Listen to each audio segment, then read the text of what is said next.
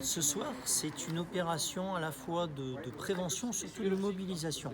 Ce que l'on souhaite, s'agissant du respect des règles sanitaires, du Covid, c'est que tant les teneurs des établissements que les clients restent mobilisés sur le respect de la distanciation physique, des mesures barrières et du port du masque. Donc ce sont des établissements avec lesquels on a des relations depuis plusieurs semaines, notamment la gendarmerie. Et l'idée, c'est vraiment d'aller voir comment ça se passe concrètement. Est-ce que ces mesures, et je tiens à le dire que depuis le début avec la profession de l'hôtellerie, de la restauration, on a un travail approfondi, exemplaire. Est-ce que ces mesures, dans la pratique, elles sont respectées, à la fois par ceux qui ont ces établissements, mais aussi par les clients? C'est une mobilisation départementale. L'opération a déjà commencé sur Ajaccio. Elle se poursuit sur Portici, mais également Porto Vecchio et Bonifacio. Donc l'idée, c'est vraiment de mobiliser tous les professionnels, bien évidemment.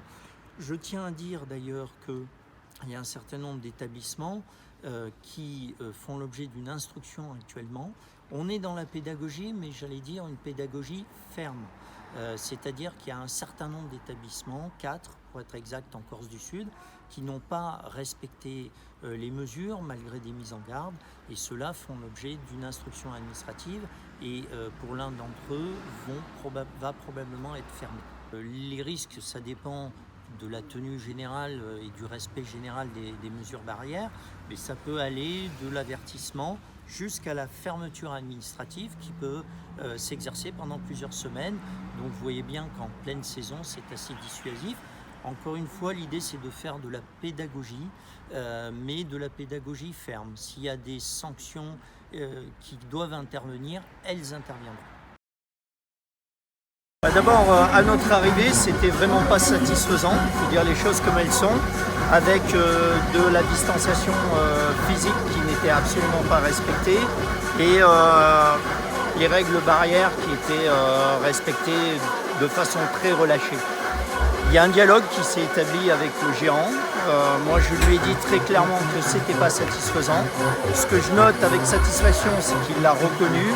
Et on va essayer de s'engager avec les gendarmes, avec lui, avec les services spécialisés sur une amélioration de la situation. Encore une fois, je lui ai dit, si on ne fait pas ça, dans quelques semaines, ce sera la fermeture du fait de la circulation généralisée. Il le comprend, c'est pas facile non plus pour lui, mais je crois qu'il veut vraiment bien faire, donc on va s'engager sur ce dialogue-là. Et concrètement, ce qu'on demande, c'est que les gens soient regroupés par groupe de 10, pas plus de 10 par table, qu'il n'y ait pas un mélange généralisé, et donc pour cela que les gens restent assis le plus possible. Je sais que c'est très contraignant. Moi, je me mets à la place aussi des gérants de discothèques qui ont leur établissement fermé et qui disent qu'ils subissent une concurrence déloyale, ce qui objectivement n'était pas faux lorsque nous sommes arrivés. Donc je crois que tout le monde doit faire des efforts. Ce type d'établissement peut rester ouvert, mais il doit faire des efforts pour respecter notamment la distanciation physique.